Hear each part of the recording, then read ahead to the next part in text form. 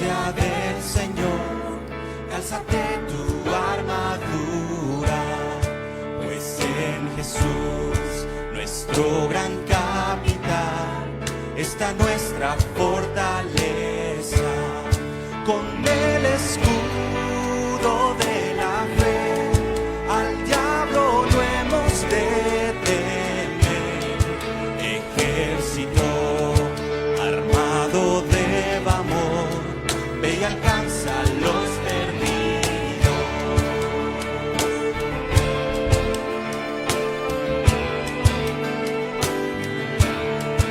Es tu misión al mundo alcanzar y enfrentar al enemigo con fe y valor.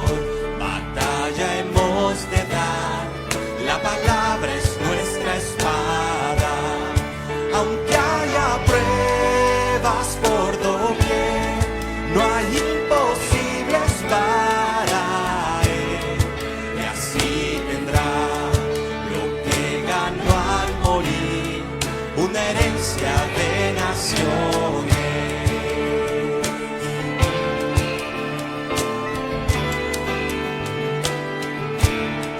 Y allí en la cruz de amor y compasión, vemos a Cristo asolado, mas aplastados yacen ya los pies del Señor sus enemigos.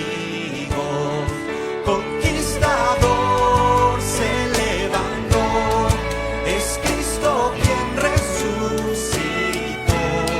Se cantará su triunfo hasta que todo ojo pueda verlo.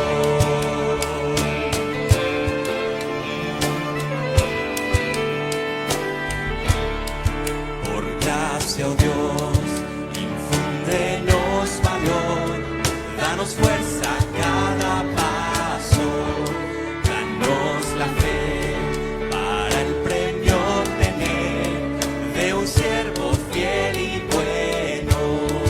Las voces de quienes ayer confiaron en tu provisión, aliento son en nuestro caminar hasta estar con Él en gloria. Las voces de quienes ayer confiaron en tu provisión, aliento son en nuestro caminar hasta estar con Él en gloria. Esta es la tercera vez que leemos esta hermosa historia. La primera vez, en algún momento de la historia, de algunas reuniones que hemos tenido el año pasado, se ha leído el libro de Hechos, capítulo 9, donde el doctor Lucas, él está relatando lo que pasó en ese camino a Damasco en la vida de Pablo. Escúcheme, por favor. Las dos que estamos por ver ahora es el relato ya personal de Pablo. Eso lo miramos el domingo pasado y ahora lo estamos mirando en esta noche. Entonces, esta es la tercera vez que leemos esta historia de la conversión de Saulo en el libro de Hechos. Entonces dijimos, la primera está narrada por Lucas en el capítulo 9 y 2 veces por Saulo de Tarso.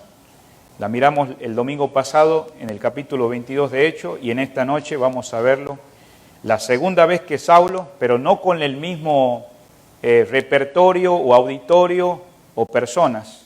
La semana pasada miramos que estaba con un grupo de personas y entre eso estaba Festo. Ahora la mayoría de los que van a estar presentes acá van a ser, digamos, griegos, van a ser romanos y entre eso está el rey Agripa. Entonces es muy importante. Tenés que pensar qué pensaba esa gente al escuchar lo que Pablo está por compartir, lo mismo que le compartió a Festo y a otros en la anterior semana. Hay algunas cosas que vamos a ver muy diferentes porque él quiere decirles algo. Entonces, él está en estos momentos ante esa multitud de Jerusalén y ahora ya está en un lugar diferente. Está con un grupo de gentiles en la mayoría. Dice el versículo 12, dice, ocupado en esto. Entonces, vemos la ocupación que Pablo estaba teniendo, y ya lo miramos esta mañana, las cosas que él había sido como persona, había hecho. ¿Y a dónde iba? Dice que iba a Damasco. Ahí lo dice en el versículo 12, iba yo a Damasco. ¿Y dónde estaba Damasco? Era una ciudad que estaba bastante alejada de Israel, pero él iba con una serie de responsabilidades. Lo vamos a ver en un momentito más en lo que siga. Él venía con una autoridad, no una autoridad propia, pero una autoridad que le habían dado y una comisión de los principales sacerdotes. Estamos hablando de Israel. Entonces, él tenía respaldos, él tenía credenciales escritas, él iba con cartas donde le permitían hacer lo que él iba a hacer. Por eso miramos en esta mañana las cosas que él hizo, que nos conmovió el corazón, las cosas que tenía en contra de ¿quién? De los cristianos, en contra de los creyentes. Vamos a ir por favor a Hechos 9:2, no deje por favor este pasaje, donde vamos a ver que todas estas credenciales escritas le hacía que esté con esta autoridad investida y delegada por estos principales sacerdotes, que en otras palabras equivalía a la autoridad del Sanedrín, donde estaban todas las autoridades principales de Israel. Dice en Hechos 9:2, por favor, y le pidió carta para las sinagogas de Damasco, a fin de que si hallase alguno, hombres o mujeres, de este camino, y note que la palabra camino está en mayúscula refiriéndose a Jesús, los trajese preso a Jerusalén. Entonces, esta mañana mencionamos que la mayoría de las reuniones en aquellos días no eran reuniones definitivamente como las tenemos nosotros. Como eran primeros creyentes, ellos estaban habituados por sus costumbres reunirse en la sinagoga, porque se habían convertido del judaísmo a ser discípulos de Cristo. Entonces los discípulos no tenían un lugar todavía formal como reunirse en algunas instalaciones, entonces iban ¿a dónde? A las sinagogas, donde se presentaba el Antiguo Testamento, donde estaban los ancianos, donde estaban aquellas autoridades espirituales que ellos tenían, y entonces sabía Pablo que ahí iba a encontrar a los seguidores de Jesús. Entonces, ahí estamos mirando que él había sido comisionado. Volvamos al versículo 12 nuevamente de Hechos, capítulo 26. Dijimos que eran líderes judíos que estaban con esa intención de perseguir a los cristianos, y es que usted nota la acción que ellos estaban decididos a través de Pablo, y estos cristianos que se habían convertido, porque entre esos cristianos que no eran antes, pero que ahora son creyentes, era tanto el rencor, la ira y el enojo, es porque muchos de los que se habían convertido venían de la familia sacerdotal. En otras palabras, ver que sus hijos de linaje sacerdotal se habían convertido al cristianismo era la peor herejía, y ellos estaban dispuestos a parar a estos creyentes de seguir profesando esa fe. Entonces dijimos que eran los principales sacerdotes, según el versículo 12, estamos ahí. Y históricamente, ¿quiénes eran los mayores enemigos de Jesús? ¿Quiénes eran los mayores enemigos de Jesús? Bueno, aquí lo estamos mirando, los principales sacerdotes, ¿no? Para aquellos que tal vez vienen con un trasfondo católico, no vaya a pensar que estos sacerdotes eran católicos. Estos eran sacerdotes judíos. En aquellos días todavía no estaba establecido la iglesia romana que nosotros hoy en día conocemos. Eso comenzó en los años 300 después de Cristo. Pero antes de eso, digamos, lo que predominaba era la primera iglesia en Jerusalén. Pero antes de eso, digamos, estaban los judíos, tenían las sinagogas, tenían sus adoraciones del Antiguo Testamento. Entonces ellos tenían sacerdotes, sumos sacerdotes que servían. Entonces, estos principales sacerdotes históricamente eran enemigos de Jesús, y se habían apropiado la mentira de negar completamente la resurrección de Cristo. Por eso en esta mañana mencionamos que para nosotros como creyentes, como iglesia del Señor, es primordial la resurrección de Cristo. Si no es una prioridad, entonces estamos en peligro, porque si Cristo no ha resucitado, el mismo apóstol Pablo, hoy en la mañana mencionamos, lea 1 Corintios 15, dice, en vano hemos creído. ¿Qué ha pasado con los que han muerto? ¿Dónde están?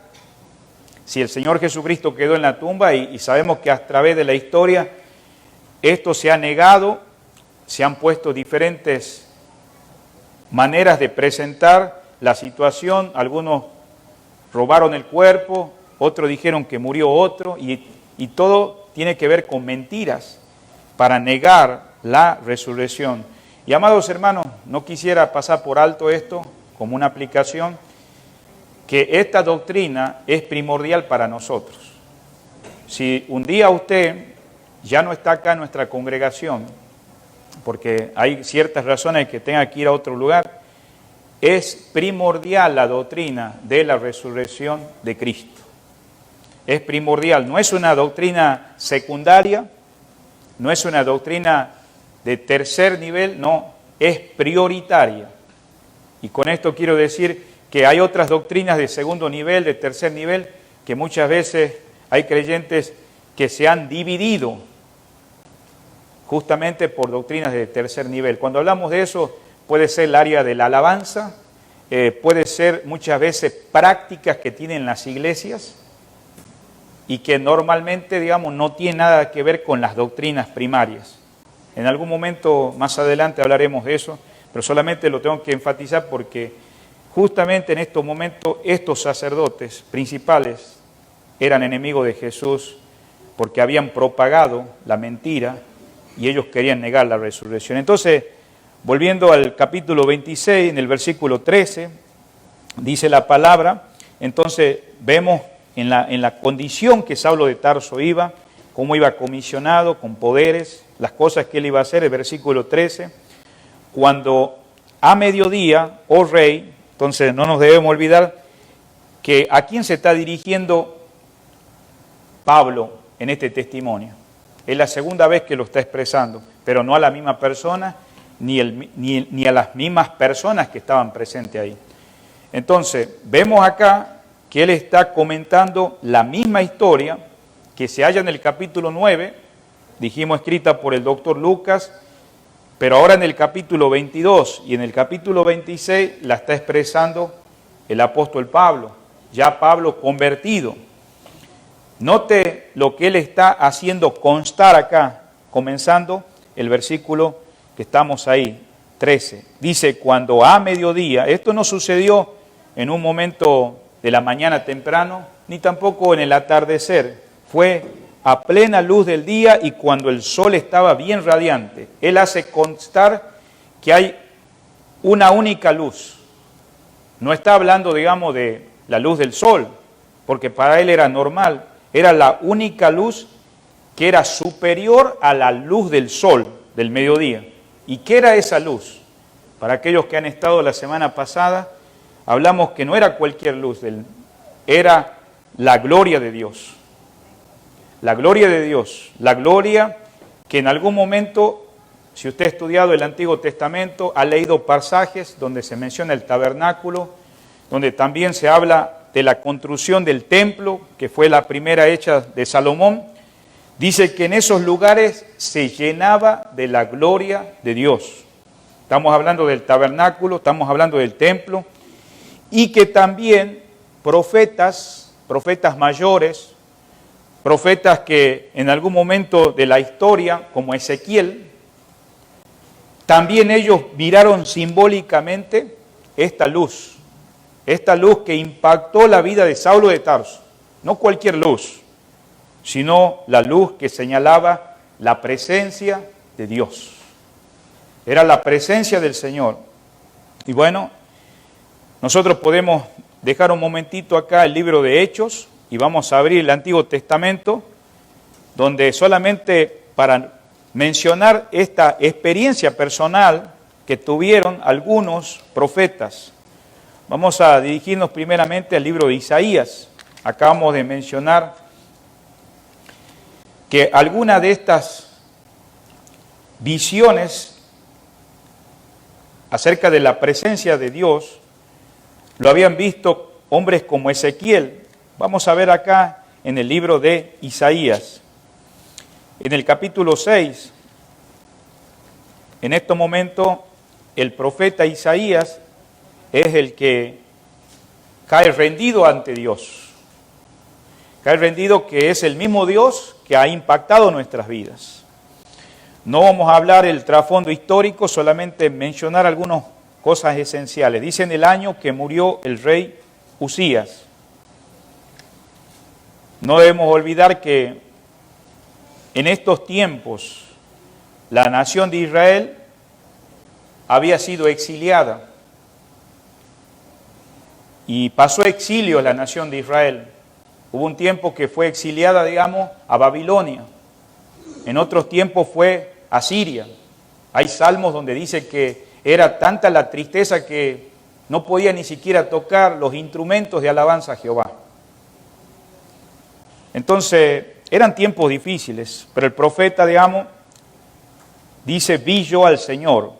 Más allá de la situación que estaba viviendo la nación de Israel, dice, vi yo al Señor, sentado en un trono alto y sublime, y su falda llenaba el templo. Por encima de él había serafines, cada uno 6 alas, con 2 cubrían su rostro, con 2 cubrían sus pies, y con 2 volaban. ¿Quién estaba mirando todo esto? El profeta Isaías. Y el uno al otro daban voces diciendo, Santo, Santo, Santo. Entonces, en este momento, este profeta estaba frente a la presencia de Dios, hermanos. En medio de una circunstancia tan difícil que estaba la nación viviendo, dice el versículo que estamos leyendo, 3, Jehová de los ejércitos, toda la tierra está llena de su gloria. Ahora, no quiero pasar por alto, queridos hermanos y amigos, que ustedes están leyendo este pasaje. ¿Quién está acá? El profeta, frente a un Dios que él contempla la grandeza de él. El ser todopoderoso. Ahora, yo quisiera, nomás para hacerlo reflexionar, las demás personas que estaban en aquellos tiempos, ¿estaban mirando lo que estaba mirando este profeta? No, no estaban mirando. O sea que esto fue algo personal. Continuemos, dice el versículo que estamos ahí 3 finalizando, ahora entramos al 4, dice, y los quiciales de la puerta se estremecieron con la voz que clamaba, y la casa se llenó de humo. Ahora mira lo que dice ahora el profeta, después de todo eso que queda él impactado, conmovido.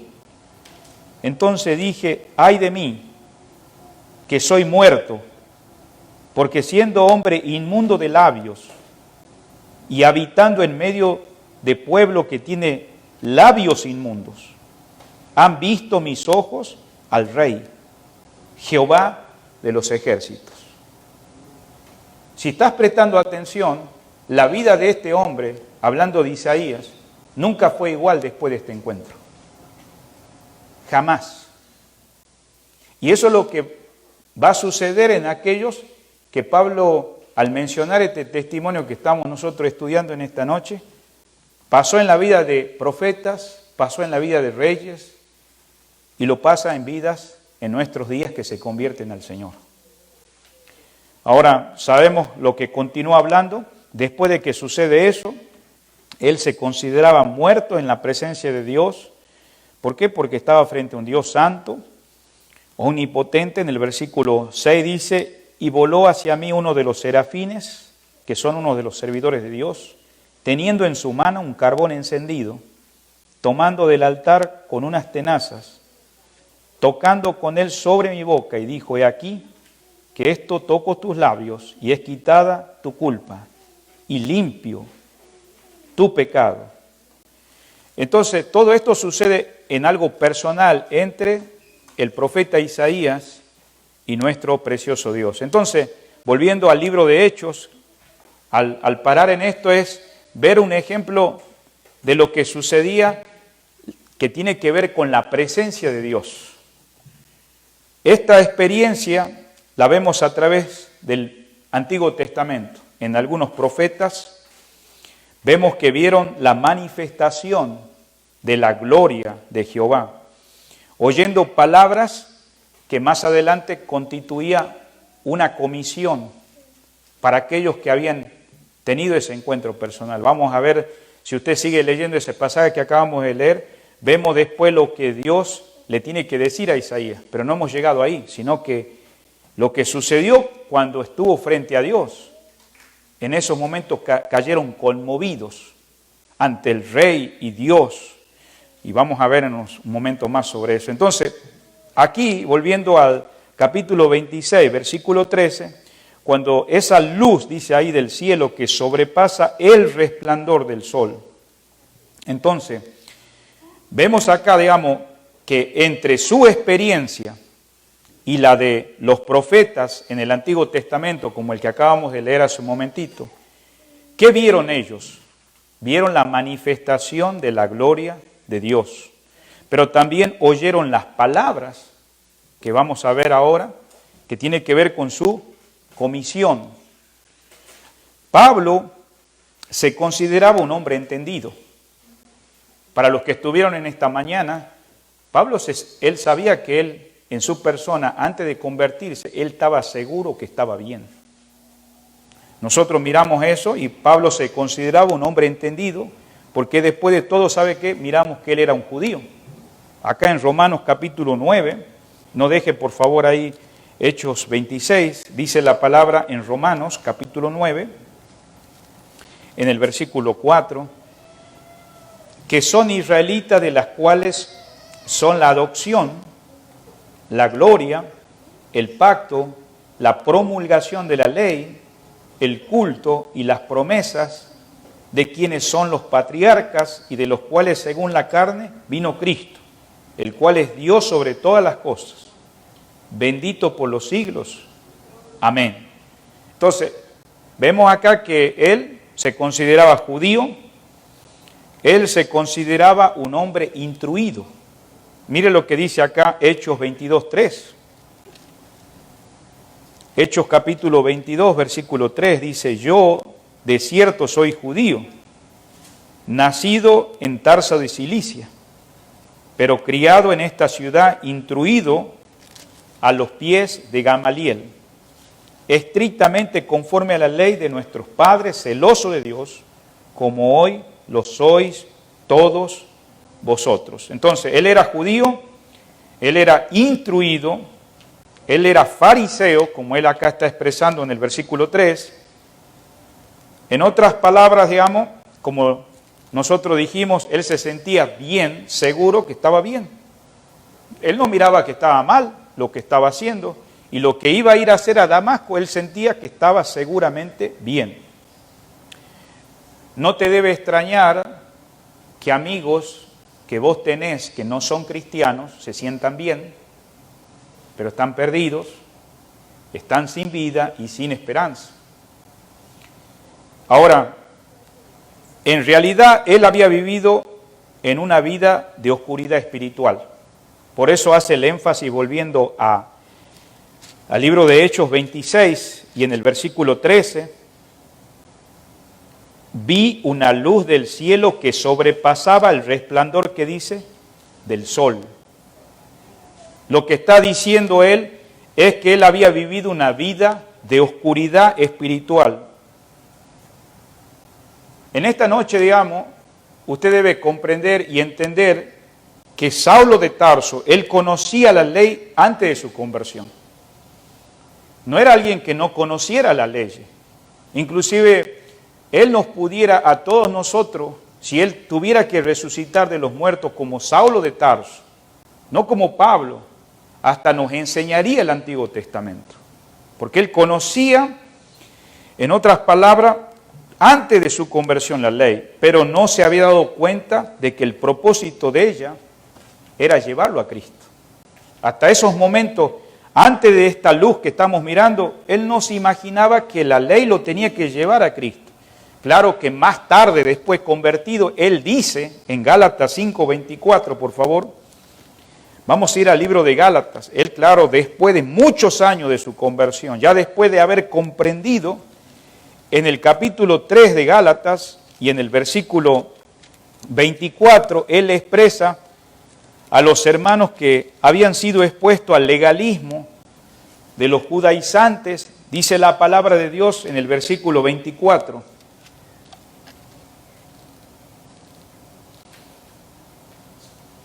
De manera que la ley ha sido nuestro ayo. Esa palabra ayo significa el ser llevado, el ser encontrado para llevarnos a Cristo, a fin de que fuésemos justificados por la fe. Pero antes de su conversión, él conocía la ley, pero él no sabía que la ley tenía un propósito y era llevarlo a Cristo. Pero gracias a Dios que después de su conversión, ¿cómo cambia el panorama de lo que nosotros estamos mirando en esta noche? Volvamos de vuelta al pasaje donde estamos, en el capítulo 26 de Hechos. O sea, había sido un fariseo santurrón. Había sido un fariseo que necesitaba descubrir que sus buenas obras, porque él no hacía malas obras, hacía buenas obras. Y eran obras que la gente pudiera decir, qué carácter respetable de esta persona. Porque jamás ninguna de esas buenas obras que él hacía podía llevarlo a la salvación o llevarlo un día a estar con Cristo. Por eso mire lo que dice Filipenses capítulo 3. En esta mañana leímos algunos versículos de ahí. Filipenses capítulo 3. Y en el versículo 1, él nuevamente le comparte a los hermanos de Filipe su testimonio. En el versículo 1 dice, por lo demás, hermanos, gozaos en el Señor. A mí no me es molesto escribir las mismas cosas y para vosotros es seguro. O sea que en otras palabras, Pablo no se cansaba de volver a compartir su testimonio. Y desde el versículo 1 que estamos leyendo, hasta el versículo 11, él relata lo que había sido su vida en su pasado. Empieza a expresar en el versículo 5, que lo leímos esta mañana, circuncidado al 8º día. En el versículo 8 dice, ciertamente aún estimas todas las cosas como pérdida por la excelencia del conocimiento de Cristo Jesús, mi Señor. Claro que estas cosas, ¿cuándo él escribe? Después de su conversión. Pero antes de eso, él te muestra los valores que él tenía antes de su conversión. Que para él, todo lo que él había sido, levantaba su autoestima. Se sentía orgulloso de ser religioso. Querido, si nosotros no estamos sintiendo de ser orgullosos por estar en una religión, evalúa tu cristianismo. Porque no nos debe llevar a enorgullecernos. Todo lo que somos es por Cristo Jesús. Miramos acá entonces desde el versículo 1 al 11, se descubren que sus buenas obras, aunque eran respetables, nada de ello lo podía, como miramos, salvar. Entonces, volviendo de vuelta a Hechos, capítulo 26, este acontecimiento que miramos acá, él era un fanático, rabino, de su religión, pero ahora el apóstol Pablo, que ahora ya convertido, ahora se expresa de una manera diferente. Y vemos acá en los primeros capítulos que hemos leído de Isaías, ¿se acuerda lo que pasó cuando se encontró Isaías con Jehová?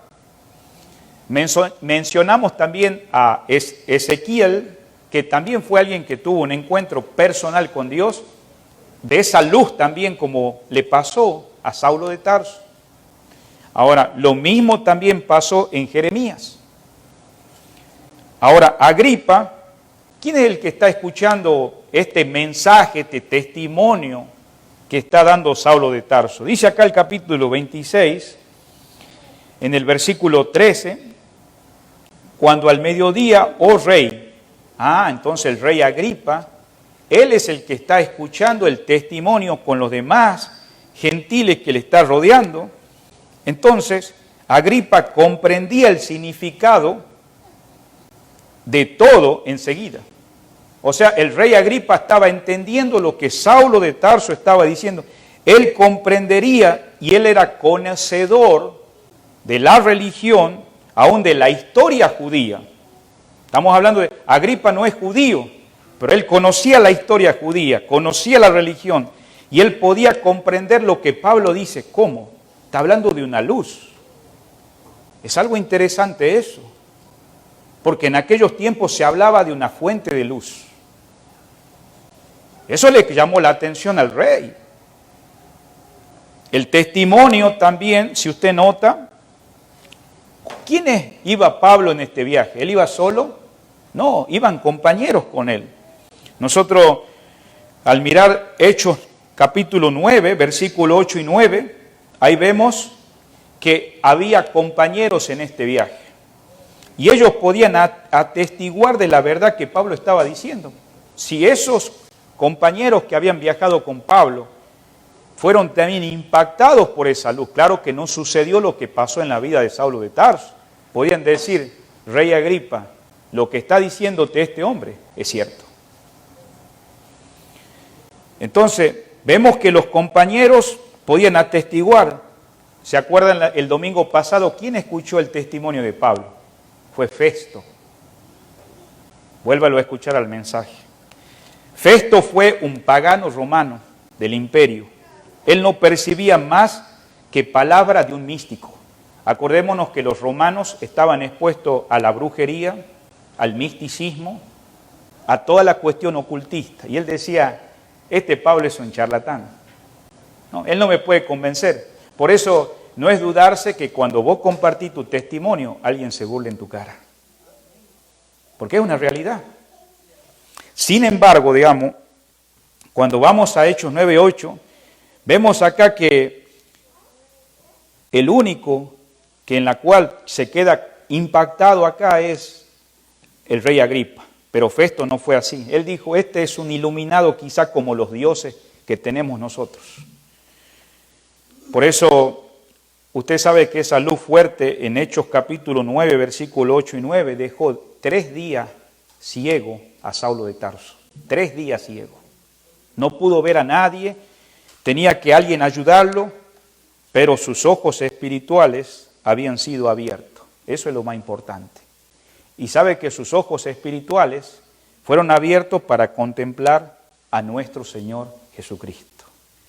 Por eso, mira lo que dice acá 2 de Corintios. No dejes por favor Hechos. Vamos a ir a 2 de Corintios, en el capítulo 4, dice la palabra de Dios así. 2 de Corintios, capítulo 4, versículo 3. Pero si nuestro evangelio, aún encubierto entre los que se pierden, está encubierto, en los cuales el Dios de este siglo cegó el entendimiento de los incrédulos, para que no les resplandezca la luz del evangelio de la gloria de Cristo, el cual es la imagen de Dios. Entonces, hay alguien que encubrió el evangelio para que no le resplandezca ¿a quién? A las personas. Es el príncipe de este mundo. Es Satanás. Y estas personas con las cuales Pablo iba como compañeros, ellos sí experimentaron esa luz potente. Pero sin embargo, Pablo también, él quedó ciego 3 días, pero ahora pudieron ser abiertos sus ojos espirituales para contemplar a ese Cristo vivo, y que en esta mañana se acuerdan que los fariseos creían en la resurrección, creían en las promesas del Antiguo Testamento que iba a venir un Mesías, pero como rechazaban a Cristo, ahora negaban la resurrección y se unieron a los saduceos, que no creían. Qué terrible, ¿no? Nos impacta ver cómo el engaño, pero al ver la luz no fue suficiente, porque tenía que también oír la palabra de Dios. O sea que cuando Pablo ahora está diciéndole al rey Agripa, no solamente le habla de la luz. Volvamos de vuelta al capítulo 26 y ahora estamos entrando al versículo 14. Vemos acá que la luz fue la que hizo un impacto y en el versículo 14 dice, y habiendo caído todos nosotros a tierra. ¿Por qué cayeron esas personas a tierra? por esa luz tan potente, pero que causó un efecto muy diferente en la vida de Saulo de Tarso, contemplar a Cristo. Pero también él resalta en el 14, dice, oí una voz. Noten el versículo que estamos ahí. Los compañeros de Pablo, que habían visto la luz, pero ¿sabe lo que no vieron los compañeros de Pablo o de Saulo de Tarso? No vieron a Cristo. Por eso a veces cuando nosotros damos el mensaje, mucha gente se convierte al Señor, pero el mismo mensaje lo escucha otro y no es iluminado, ni tampoco oye la voz de Dios. Y uno dice, pero si vos escuchó los mismos mensajes, todo, es que Dios es el que hace la obra. Por eso no pudieron entender la palabra. Tenían compañeros y amigos que Pablo había acompañado en el viaje a Damasco. Todos, dice, cayeron a tierra, pero solo el apóstol Pablo se quedó allí. Volvamos a Hechos 9:7. Hace un momentito leímos algo de ahí, pero vamos a ir a Hechos 9:7, por favor. Dice la palabra de Dios así en el versículo 7. Y los hombres que iban con Saulo se pararon atónitos, oyendo a la verdad la voz, mas sin ver, ¿qué dice? A nadie. O sea que Jesucristo le habló en una lengua muy familiar. Y esa lengua familiar para ellos que estaban ahí era la lengua aramea de los judíos. Lo llamó por el nombre y le dijo que era inútil seguir Saulo de Tarso luchando, continuando contra él, porque la lucha no era contra los hermanos, era contra el Señor. Por eso, volviendo de vuelta a Hechos capítulo 26, en el versículo 14, vemos que están caídos todos nosotros en tierra y escuchan esa voz que dice Saulo. Hay una frase que más allá que da el nombre, porque ese es el nombre verdadero de Saulo, pero que después más adelante su nombre es cambiado, se piensa de esta misma frase cuando nosotros estamos mirando en el versículo que estamos leyendo aquí, 14. Vamos a ir de vuelta a Hechos 9, pero en el versículo 5, por favor. Hace rato leímos unos versículos más abajo. Dice el versículo 5, él dijo, ¿quién eres, Señor? Y le dijo, yo soy Jesús a quien tú persigues. Dura cosa te es dar coces contra el aguijón. Entonces Pablo, en estos momentos, está recordando que aquel que había resucitado, había él percibido una lucha. Y era una lucha que se tenía que ser librada en el corazón de Saulo de Tarso. Aún en medio de que él tenía esa furia agresiva de perseguir a los creyentes, de perseguir a los hermanos, sin duda, algo quedó en el corazón de Pablo, en su conciencia, ante el mensaje de Esteban. Porque antes de que pasara lo que pasó con Esteban, Esteban dio testimonio y entre eso estaba Saulo de Tarso presente. Ya había producido un profundo, se había sembrado esa palabra y a pesar de que en esos momentos Saulo de Tarso era un joven con planes, fariseo, como hemos visto en esta mañana, esa voz no estaba siendo acallada en su conciencia. Era cosas que estaba impactando y por eso hay una frase en el versículo que acabamos de leer 5 y también acá en Hechos 26, cuando dice que él cayó con los demás y oí una voz y termina diciendo ahí, después de la pregunta, dura cosa es dar coces, que dice contra el aguijón. Dura cosa es. O sea, el Señor había tratado ya con Pablo, con Saulo de Tarso, pero él se había resistido en muchas ocasiones. Él había sido expuesto a Esteban, como dijimos, y por eso dice la palabra dando coces contra el aguijón. ¿Usted se ha puesto a preguntar qué es el aguijón? ¿Ha estudiado eso? ¿Qué era el aguijón? Ciertamente esta palabra cuando está escrita acá en griego el aguijón tiene que ver con el testimonio y la muerte de Esteban. Mire conmigo a Hechos 22:20. Hechos capítulo 22, versículo 20. Y cuando se derramaba la sangre de Esteban, tu testigo, yo mismo también estaba presente y consentía en su muerte y guardaba la ropa de los que mataban. ¡Qué tremendo! Esas son expresiones que Saulo de Tarso tenía en su corazón, y cuando está expresando la palabra aguijón es el testimonio y la muerte de Esteban, más el testimonio también de otros santos. Cuando usted observa, dice que él consentía la muerte y guardaba la ropa de los que mataban. De cada uno de los que mataba, él los guardaba la ropa. ¿Qué pasaba por la conciencia de Saulo de Tarso? ¿Qué pasaba por su corazón obstinado luchando contra un Dios en la cual él negaba que había resucitado? Más el testimonio de otros santos que habían sufrido debido a las persecuciones de Saulo de Tarso. En otras palabras, Saulo de Tarso había luchado con el vacío, con ese vacío en su corazón y con la debilidad que el judaísmo no le podía satisfacer. Su propia incapacidad lo llevaba a que esto no pudiera cumplir las exigencias de la ley. Porque la ley le exigía cumplir todo al pie de la letra, pero se daba con que no podía cumplir por lo que estaba haciendo. Aunque ahora podemos decir que él tiene una conducta intachable, volvamos acá a Hechos 23, mire versículo 1. Entonces Pablo, mirando fijamente al concilio, le dijo: varones hermanos, yo con toda buena conciencia he vivido delante de Dios hasta el día de hoy.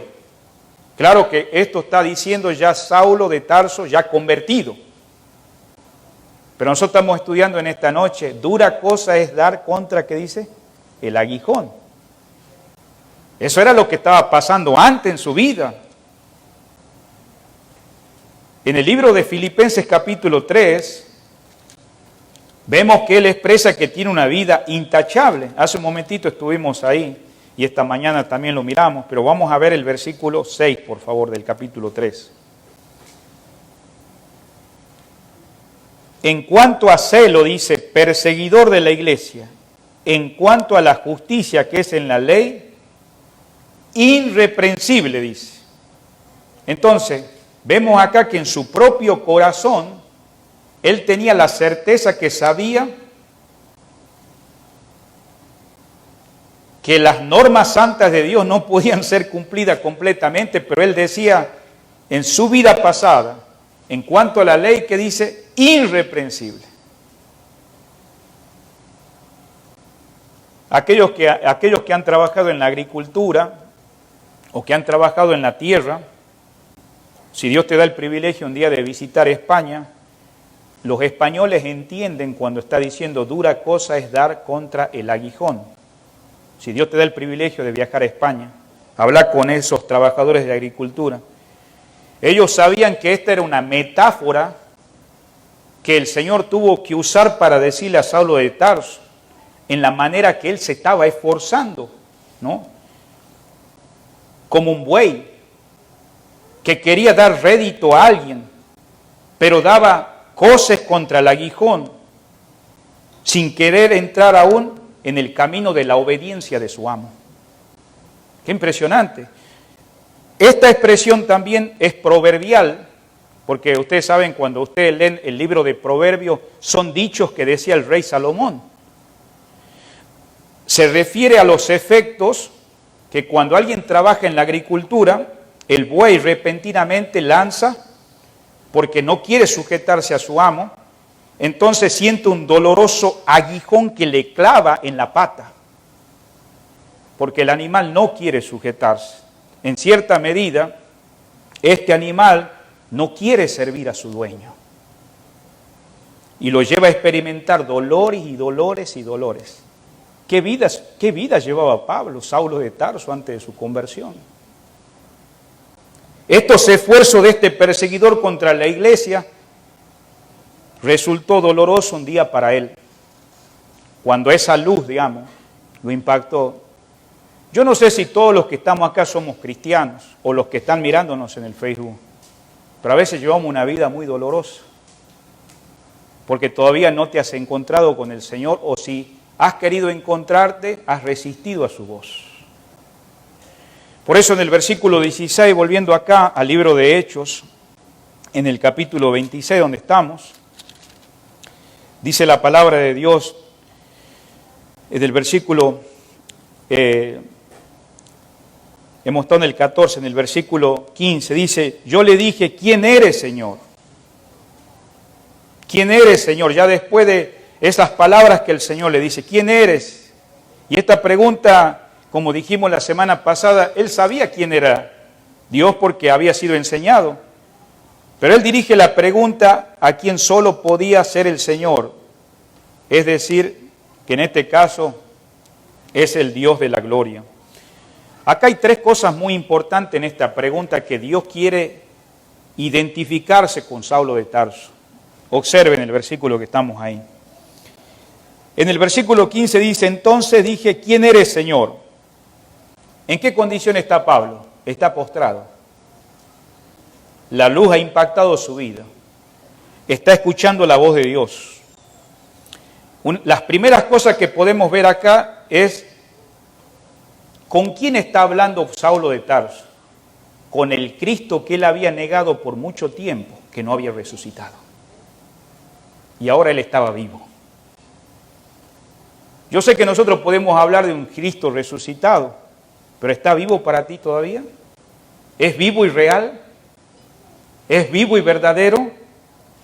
Pablo tuvo que necesariamente creer en la resurrección del Señor ahí porque ya no tenía otra cosa que decir. Hay pruebas y evidencia de un Dios verdadero. Ya no es una historia de los cristianos, ya no es aquellos que yo perseguía, ahora lo acabo de darme cuenta que es una absoluta verdad. Quien hablaba con él desde esa magnífica gloria, porque, hermano, esa luz impactante más fuerte que el sol, ¿quién estaba en el centro de eso? El Rey de Reyes y Señor de Señores, resucitado, así como quedó impactado cuando leemos al principio Isaías. Lo habían creído muerto, luchaban a toda costa diciendo que no era verdad. Había negado abiertamente la resurrección y él está diciendo, ¿quién eres, Señor? Está impactado diciendo, no puedo negar, está vivo.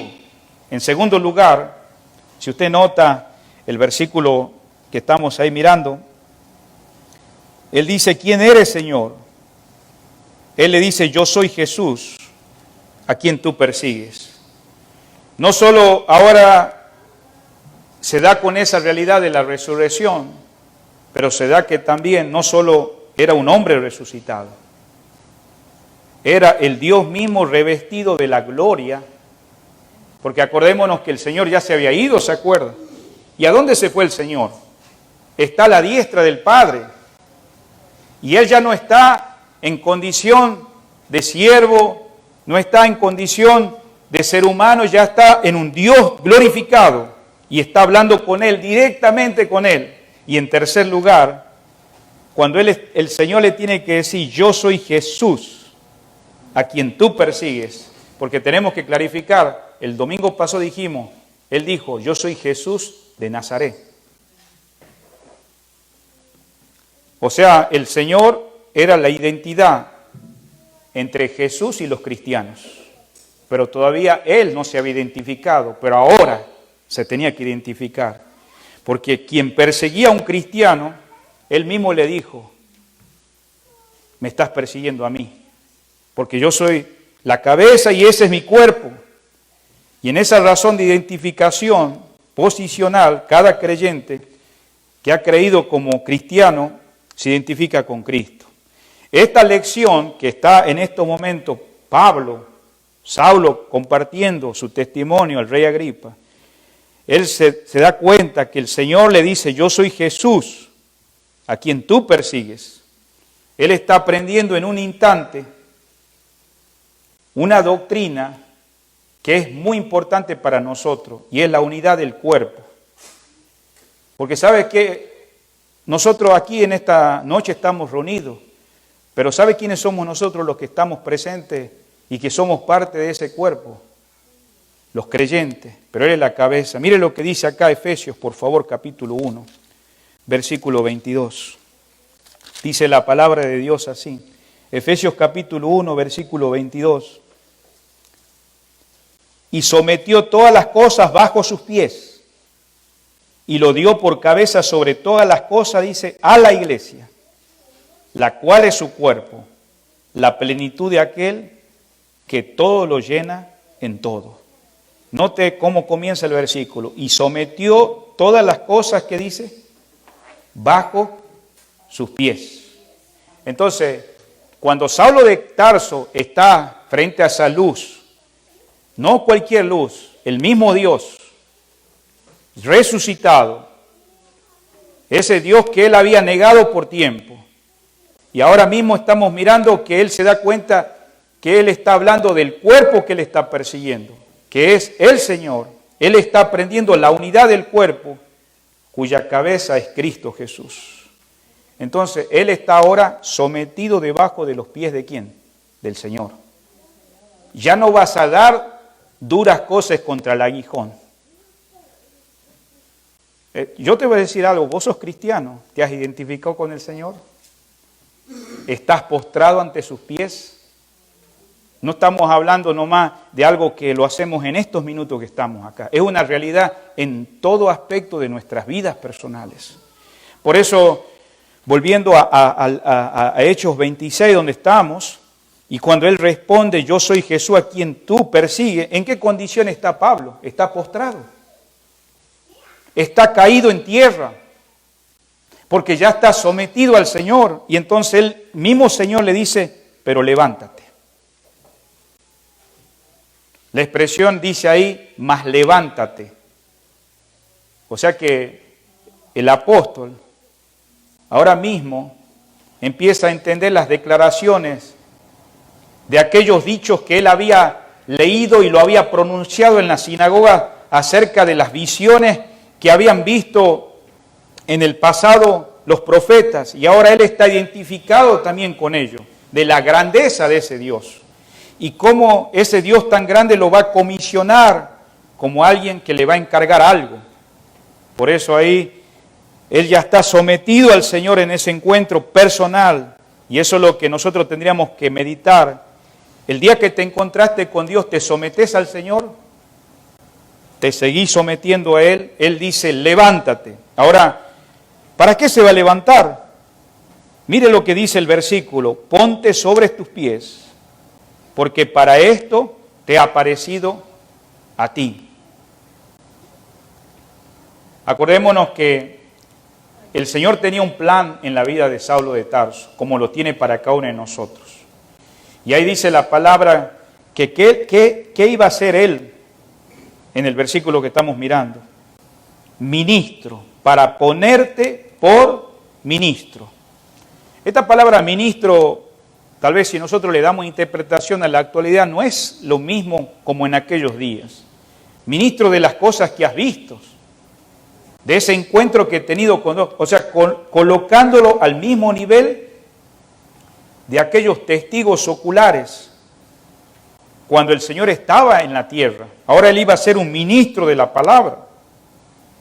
¿Se acuerda cuando nosotros hablamos? ¿Quién escribe el libro de Hechos? Lucas, ¿no? Bueno, en Lucas capítulo 1 le da un desafío a nosotros, como también, ya que Lucas es el único escritor que no es judío, y que más que seguro, como miramos en los días que estuvo Pablo ministrando, se convirtió bajo la evangelización. Y no nos debemos olvidar acá en el capítulo 1 de Lucas, versículo 2, dice, tal como nos la enseñaron los que desde el principio lo vieron con sus propios ojos y fueron ministros, ¿qué dice? De la palabra. Ministros, o sea, testigos oculares. Esta palabra ministro, la estamos mirando en el versículo 16, volviendo a Hechos, significa la palabra remero. quiere decir que es un sirviente. Esta palabra, y bueno, un sirviente que está debajo de una galera de autoridades. Pablo y Saulo de Tarso, ¿en qué contexto venía él? De un grupo religioso. Por eso es muy importante pensar en nosotros mismos, porque a veces nosotros cuando usamos palabras, tenemos que entender que nosotros luchamos con nuestro trasfondo. ¿Sabe cuál es la lucha de nuestra aceptación de entender la palabra y servirle al Señor? Es nuestro contexto, luchamos con nuestro yo, con todo lo que nos han enseñado. A veces cosas buenas y a veces cosas que no han sido buenas. Pero sin embargo, el mismo Saulo nos muestra algo interesante acá, que Pablo había estado acostumbrado a ser un líder de mucho prestigio. Ahora, después de su conversión, se convirtió en un obrero subordinado. Antes él tenía la autoridad de hacer lo que él quería, y se acuerdan que dijo el proverbio, dura cosa es dar cosas contra ¿qué? Contra el aguijón. Ahora él se convirtió en un obrero subordinado y Jesucristo se tornó en su amo verdadero. Querido, ¿quién es tu amo? ¿Quién es tu amo? ¿No es el Señor? ¿Por qué estamos sufriendo la vida cristiana? Bueno, podemos pensar, hay persecuciones en los creyentes, pero en el caso de Saulo de Tarso, él era un hombre que había sabido todo el Antiguo Testamento, había visto el testimonio de los hermanos, pero él estaba en contra del Señor hasta que llegó ese momento que estamos mirando en esta noche, que ahora Dios quiere que él sea un ministro. Un ministro ahora después de su convertido se convirtió en un obrero.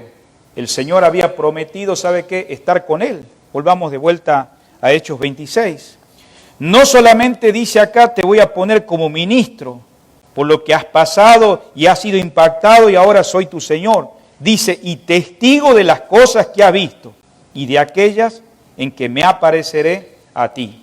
Cuando él está expresando esto de ser testigo, o sea, está hablando de dar testimonio donde esté, pero también está refiriéndose que en medio de ser ese ministro, de ser ese servidor del Señor y de ser ese testigo, va a haber oposición. Y entonces él dice acá, en aquellas cosas yo me apareceré a ti. ¿Sabe lo que está diciendo acá? Refiriéndose a que Dios se iba a manifestar en su vida personal, ya que él iba a necesitar el aliento, porque iba a tener mucha oposición. ¿Y qué oposición tuvo? Vamos a ver Gálatas capítulo 1, versículo 12. Hay otros pasajes, claro, pero solamente para que usted tenga una idea, que cuántas veces el Señor tuvo que estar con él para alentarlo, como también cada uno de nosotros lo vamos a necesitar en todo aspecto de nuestra vida. Dice Gálatas capítulo 1, versículo 12. Pues yo ni lo recibí ni lo aprendí de hombre alguno, sino por revelación de Jesucristo. Y bueno, si usted está anotando ciertos pasajes, usted puede anotar el libro de Hechos 18, 9. Hechos capítulo 18, versículo 9 y el versículo 10. También en Hechos 22, 7. Volvamos de vuelta al capítulo 26 para finalizar, hermanos. Entonces, hemos visto el versículo acá donde el Señor le dice, levántate, ponte en tus pies. Voy a ser aquel que me voy a manifestar, me voy a revelar a ti. En el versículo 17 dice, librándote del pueblo. ¿De qué pueblo? Librándote, que dice, de tu pueblo y de los gentiles, a quienes ahora te envío. En otras palabras, él iba a ser con muchas persecuciones de los judíos, de los gentiles. Todo el tiempo él era objeto de la malignidad de los judíos. En donde iba, en aquel momento estaba en manos de los gentiles.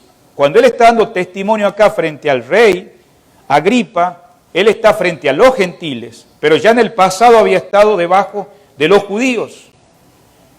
Pero sin embargo, él le hace recordar el Señor en este versículo que estamos mirando, 17, librándote de tu pueblo ¿De qué manera el Señor libraba a Pablo de su pueblo y de los gentiles? Lo que pasa, hermanos, que en Pablo reposaba serenamente las promesas de la protección que Dios le había prometido a Pablo y a sus discípulos. ¿Cuántos de nosotros tenemos promesas de Dios para nosotros ser librados? Porque continuamente necesitamos ser librados del maligno.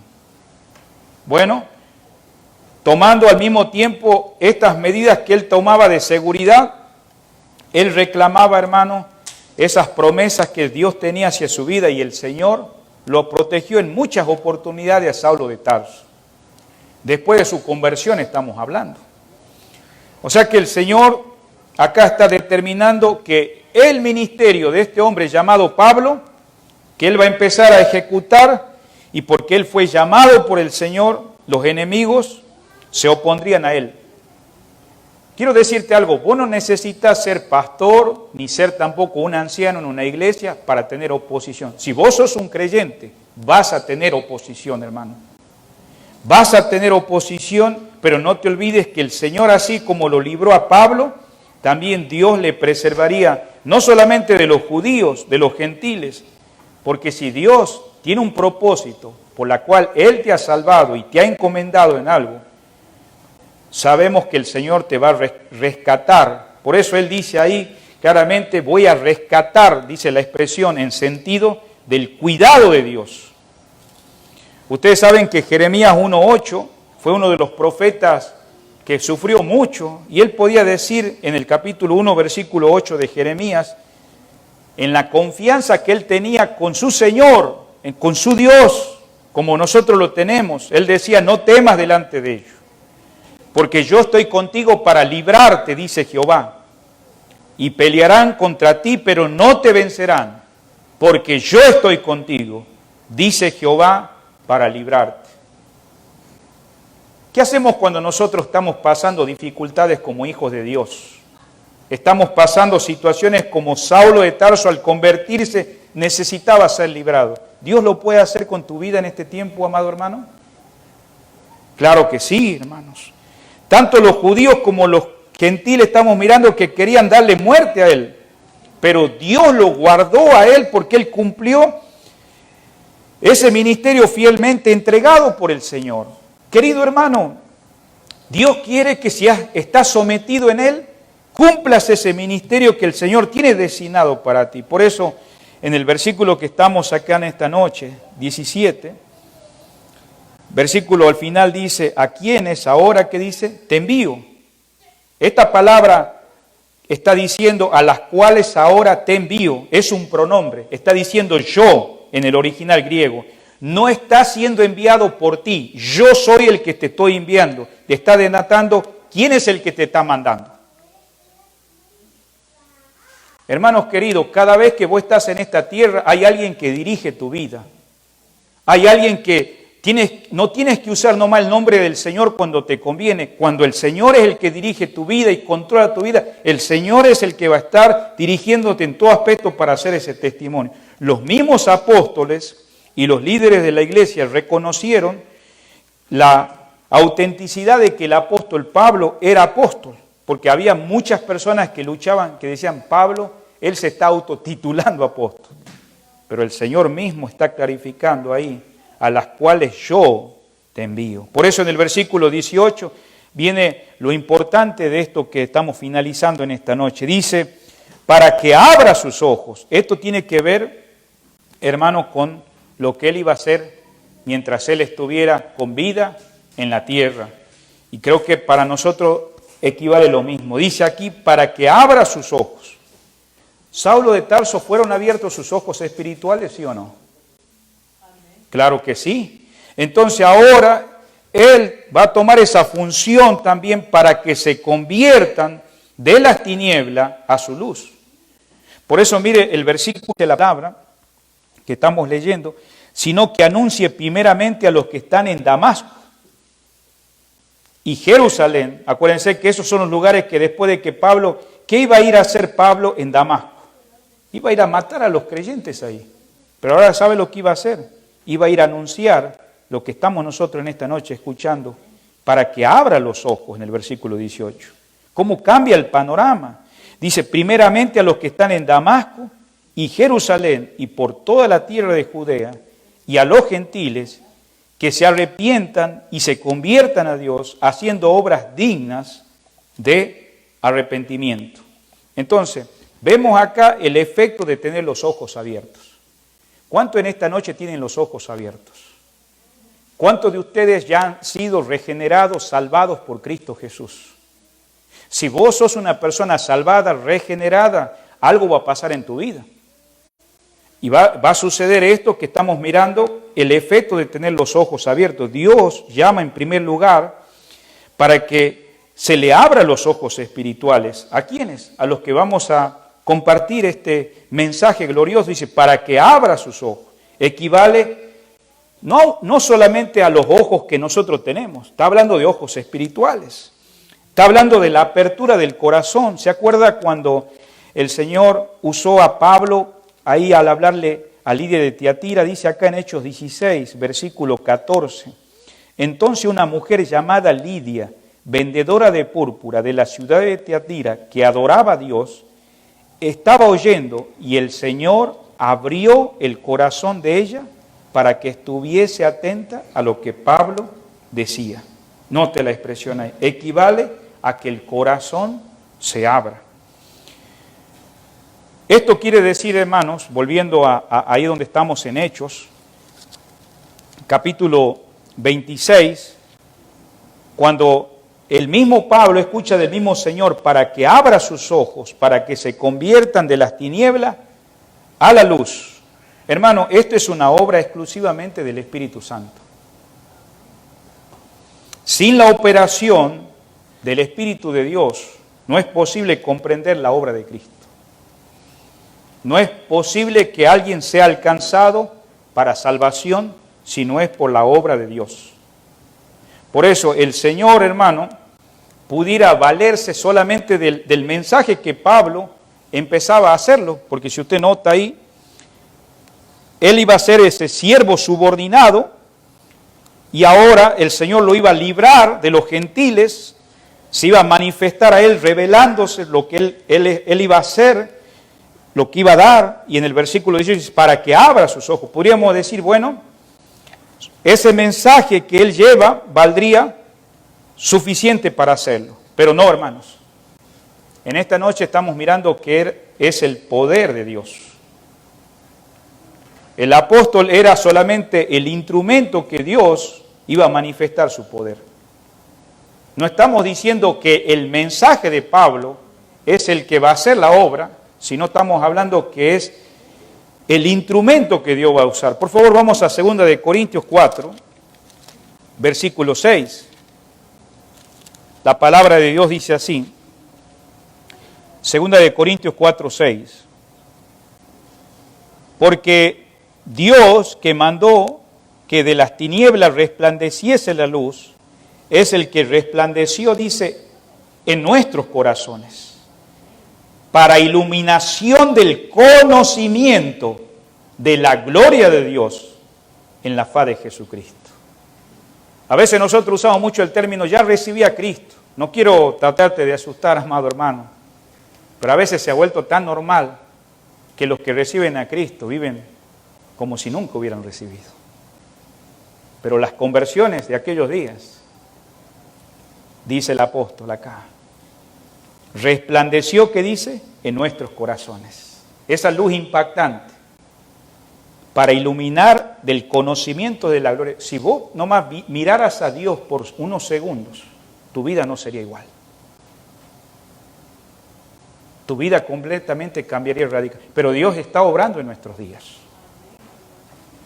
Por eso el poder de Dios, el apóstol era solamente el instrumento para que Dios manifestase su poder. Por eso todo el pasaje se apoya, hermanos, de acuerdo a lo que nosotros estamos mirando cuando volvemos de vuelta a Hechos capítulo 26, para finalizar, como miramos, dice, para que abra sus ojos, para que se convierta. ¿Saben en qué se está basando lo que el Señor le está diciendo a Saulo de Tarso? En Isaías 61. Vamos a ir al Antiguo Testamento.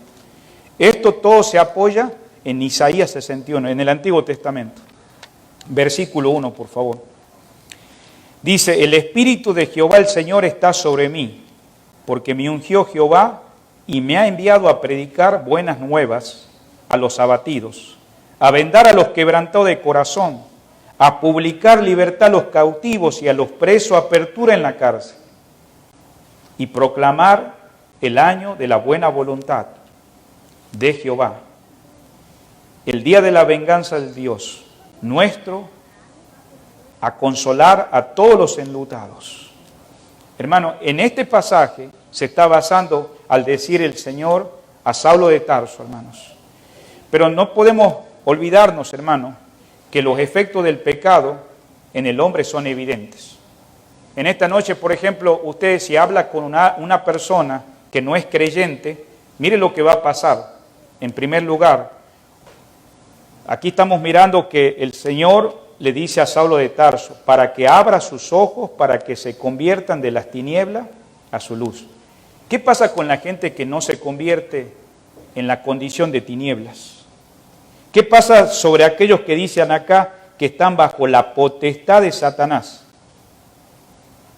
¿Qué pasa con aquellos que no han recibido perdón de pecado? ¿Cuál es su condición en esta noche? Estamos finalizando. Esto es muy clave lo que voy a decir. No nos debemos olvidar que el pecado ha traído efectos y evidencia al ser humano.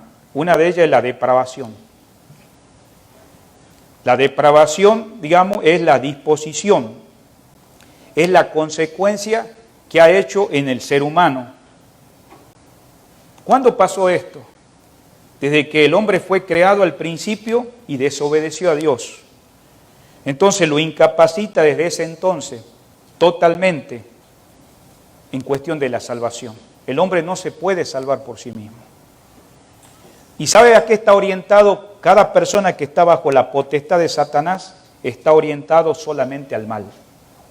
En Génesis capítulo 6, versículo 5 dice que Dios se arrepintió de haber hecho al hombre, porque miró lo que había en su corazón y todo era continuo a mal. La depravación no significa que el hombre natural no tenga conocimiento de Dios. Mire cuántas religiones hay en el mundo. Aún el ateo que no cree en Dios refuta su idea de no confiar en Dios. Hay gente que sabe, Romanos 1:18, ahí lo declara claramente que saben de Dios, pero dice que ellos negaron a Dios. Mire conmigo, no voy a leer todo el pasaje, pero le animo a que usted lea en esta semana todo el capítulo 1 de Romanos, pero exclusivamente en el versículo, por favor, 18, dice la palabra, porque la ira de Dios se revela desde el cielo contra toda impiedad e injusticia de los hombres que detienen con justicia, ¿qué dice? La verdad. Entonces, el hombre natural, aunque está en esa condición espiritualmente muerto, no significa que no tenga conocimiento de Dios. Sabe que hay un Dios. Tampoco es que el hombre no tenga una conciencia para discernir entre el bien y el mal. Claro que tiene una conciencia. Romanos 2:15 dice la palabra acá, mostrando la obra de la ley escrita en sus corazones, dando testimonio su conciencia y acusándoles y defendiendo en sus razonamientos. Hay personas que dicen, ¿quién dice que es malo? Pero hay una conciencia. Desde que nace puede empezar a distinguir entre lo malo y lo bueno. Esta depravación, no solamente estamos hablando de que el hombre está en una condición así natural, no quiere decir que nunca sienta admiración por la virtud. Gracias a Dios por mi esposa, dio una excelente enseñanza a las damas, pero habló de las virtudes. El ser humano, creado a la imagen de Dios después del fracaso, todavía mantiene las virtudes. Hay gente alegre, hay gente compasiva, hay gente bondadosa. Sin embargo, aunque tiene la admiración por la virtud, significa que en algún momento de su vida va a pecar, va a fallar. Y la verdad bíblica enseña que la consecuencia del pecado, el hombre ha quedado totalmente incapacitado de poder cambiar su carácter, de poder cambiar su conducta, y de modo que no puede amar a Dios y obedecerle. Es difícil. Por eso se han creado las religiones. tantas religiones que la gente quiere someter para cambiar, y si no es una religión, se ponen en un grupo de vida donde quieren tratar de cambiar en sus fuerzas. Y voy a ser sincero, hay personas que dicen, yo quiero ser parte de su iglesia o queremos ser parte de una iglesia y recibir a Dios para que cambie nuestras vidas. Pero a veces hay motivos egoístas. Dios tiene que obrar en tu corazón y mostrarte la necesidad de un Dios para salvación. Por eso vemos acá que en este sentido el hombre no regenerado, que no es cristiano, no puede ni siquiera hacer un solo acto que alcance un nivel moral ya establecido por Dios. ¿Quién ha cumplido los 10 mandamientos? Nadie ha podido cumplirlo. El pecado ha hecho sordo al oído espiritual de las personas. Por eso hay personas que vos podés hablar un rato y no quieren escuchar la voz de Dios. No quieren escuchar el mensaje. La atención del hombre hacia las cosas de Dios le es difícil. Hechos 28, 27, ahí puede ver cómo personas no querían escuchar. El hombre que está en condición de muerte espiritual, que dice acá la palabra que Pablo es encomendado para que abra los ojos. Ha oscurecido los ojos del entendimiento, Efesios 4, 18. Anote esos versículos. Su corazón está depravado, no tiene afecto por Dios. Mateo 13, 15. Se ha desviado su pie de andar en lo correcto. El hombre que es depravado, sin Cristo, sin vida y sin esperanza. Mira, ¿cómo te das cuenta si una persona no tiene vida, no tiene deseo de la palabra, no tiene deseo de oración, no quiere seguir a Dios, rechaza? Hay gente que tiene hábitos religiosos que lo hace, pero sabe que en su interior es una realidad que no hay vida. Esta persona que está en esa condición ha hecho carnal el pensamiento de la mente, de modo que el hombre natural no puede ni siquiera sujetarse a la ley de Dios. Romanos 8, 7 dice que los que andan en la carne no pueden agradar a Dios. Su capacidad está dañada, su intelecto, su relación, su discernimiento de las cosas de Dios no puede distinguir. ¿Se acuerda lo que dice Pablo en 1 Corintios 2, versículo 9 al 14? Dice que el hombre natural no percibe las cosas de Dios, no las puede entender. ¿Quién es el hombre natural? Es el hombre perdido, la mujer sin Cristo, sin vida y sin esperanza. ¿En qué se ha convertido este hombre, esta mujer, al estar muerto espiritualmente? Sin capacidad alguna para obrar nada en el terreno espiritual conforme a Dios. No tiene capacidad. Romanos 5:12 es solamente la obra de Jesucristo que lo puede traer a los pies del Señor. Este hombre está puesto bajo el poder del diablo. Una persona que, por eso el mensaje de Pablo es que primeramente él le fue abierto los ojos. Si tus ojos han sido abiertos, hermanos, espirituales, vos vas a estar compartiendo, dando tu testimonio del Evangelio y otros van a salir de las tinieblas a la luz admirable. Si no lo estás haciendo, quiere decir que tus ojos no están abiertos. Tenés conocimiento de Dios, pero no estás cumpliendo el propósito por el cual Dios te ha hecho. Por eso vemos acá que los inconversos están cegados por una operación satánica, tienen un velo de oscuridad, están puestos en un lugar que se van perdiendo más y más. No solo los gentiles, que somos nosotros, o los que no son judíos, sino también los judíos. Esto trae como consecuencia, hermanos, que el Evangelio nosotros lo tengamos que llevar cada día a las personas perdidas. ¿Cuál es la acción de Satanás, según lo que dice el Señor a Pablo? Le dice para que sean trasladados de la potestad de Satanás. ¿Qué es la potestad de Satanás? Es la acción diabólica. El Dios de este siglo, o sea, el Señor de este mundo, ha cegado a los incrédulos. Ahí lo hemos leído hace un ratito. En otras palabras, no pueden captar el mensaje de salvación proclamada. Solamente, ¿quién les puede iluminar? Hermano, es Dios. Pero claro, el Evangelio debe ser proclamado por los que han sido ya iluminados, los que tienen los ojos abiertos. Por eso es probable que toda la semana o ya tenga meses y años que no hablas de Cristo. Eso muestra una evidencia que algo está pasando. A esto se debe añadir que la incapacidad también es en cuanto al mensaje de redención. ¿Usted cree que Saulo de Tarso, a todos los que le iba a compartir este mensaje que ahora está siendo encomendado, todos lo iban a recibir? No, hermanos. La gente que está incapacitada rechaza el mensaje de redención. Primera de Corintios 1:18, ¿sabe lo que dice? Que algunos toman la palabra de la cruz como locura. No la pueden entender. La palabra dice acá que es como si fuera que ese mensaje de la cruz a ellos les es raro. Por eso la salvación en base a la muerte de Cristo Jesús es el único medio por el cual el ser humano pueda ser salvado. El poder de Dios, hermano, que estamos hablando, es el poder transformador, no es tanto el mensaje. Mire, es interesante yo escuchar testimonios. He escuchado un testimonio de un anciano español donde él solamente con un versículo de la Biblia del Antiguo Testamento que no tenía que ver con en relación a cómo algunos nos preparamos, y no es malo prepararnos en el evangelismo de cómo presentar el evangelio, pero cuando Dios sabe que esa semilla va a ser sembrada en un corazón, una palabra que tal vez no tenga que ver con versículos que tengan que ver con la salvación, el poder de Dios iluminador hace la obra. El poder de Dios para salvación no está en el mensaje, sino en el hecho de la muerte del Señor, ocupando en el lugar de cada uno de los pecadores. Por eso Juan 3:16 dice, porque de tal manera amó Dios al mundo, que ha dado a su Hijo unigénito.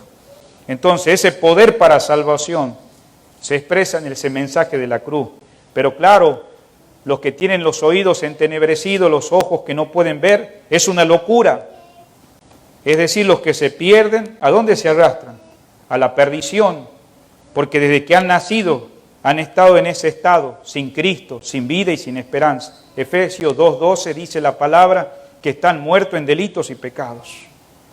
Por tanto, ¿sabe lo que van a heredar los que no son creyentes, los que no son hijos de Dios? Van a heredar la ira de Dios, van a heredar la condenación final, Efesios 2:3. San Juan 3:18 dice que la ira de Dios está sobre ellos. ¿Qué es lo que va a hacer que detenga eso? El mensaje, Dios obrando en los corazones. Y hermanos, van a ser trasladados de las tinieblas a su luz admirable. Por eso, hermano, esto que estamos mirando acá, la cruz es una locura e insensatez. El hombre natural, el que no es regenerado, no tiene la naturaleza humana porque ha hecho un lado a Dios. Por eso es importante proclamar ese mensaje al oído humano. Aunque no las puede percibir, hermano, humanamente, pero el Espíritu Santo va a hacer la obra en aquella persona que lo oiga. Por eso, estas verdades, hermanos, no es tu sabiduría ni mi sabiduría. El mensaje de la cruz, hermano, aunque no la puedan entender, el hombre no regenerado, sin embargo, hermanos, Dios puede hacer la obra, porque su estado de rebeldía, como miramos, Pablo era un rebelde antes de su conversión. Pero vemos acá que ahora puede discernir espiritualmente. Discernir solo es posible por medio de la acción del Espíritu Santo. Puede distinguir lo malo y lo bueno. Primera de Corintios 2:14. En el momento, hermanos, de salvación se produce cuando los perdidos empiezan a resplandecer en la luz del Evangelio. Sin eso no pueden resplandecer. ¿Cómo está tu mamá? ¿Son hijos de Dios? ¿Tu mamá es hija de Dios? Tú que has sido salvado y ahora te has sometido al Señor, ¿ya has pasado por las aguas bautismales? Si has pasado por las aguas bautismales, estás dando testimonio, estás sirviendo al Señor. Cristo fue revelado no solo en Pablo. La gloria de Cristo, hermano, permite conocer a Dios en esa vida eterna. San Juan 17:3 que dice, esta es la vida eterna, que te conozcan a ti. Por eso el mensaje, hermano, tenía un propósito, volver. Eso significa convertir estos oyentes de las tinieblas a la luz. O sea, algo pasó, hermano, en ellos ahora, por la cual son trasladados de la potestad de Satanás a su luz admirable. Ese mensaje, hermano, da libertad, porque ahí dice que Él va a producir libertad del dominio de Satanás, de las tentaciones. El Señor va a ayudar al Hijo de Dios, de las caídas de Satanás. Por eso vemos ahí claramente, para que reciban por fe en mí remisión entre los santificados. ¿Sabe que acá la fe se está presentando, para finalizar, hermano, como un instrumento de salvación? ¿En quién tiene que poner la fe el pecador? En Cristo. para recibir, que dice, el perdón de pecados. mas yo me Y dice admisión entre los santificados. O sea que esa fe introduce a que esa alma ahora va a reposar en la paz del Redentor. Por eso, ¿cómo termina diciendo ese versículo que estamos nosotros mirando ahí en Hechos 26? En el versículo que estamos finalizando, en el versículo ahí, termina diciendo el 18. Para recibir, dice, perdón de pecado y herencia entre los santos. Pero nota algo, en el versículo 18 comienza, para que abra sus ojos. ¿Y quién de los que creen, hermano, se resiste a arrojar delante de él su corona y ofrecerle a la adoración suprema? Esa es la pregunta. Si vos realmente estás delante de Dios, vas a sacar tu corona del yo y lo vas a poner al Señor. Y vas a someterte a Él y vas a vivir para Él. Y vas a servir. Ya no se va a tratar, bueno, este tiene nombre, este no, es que Dios ha obrado en tu vida. Y vas a querer. Por eso Él dice, la fe, la cual es en mí.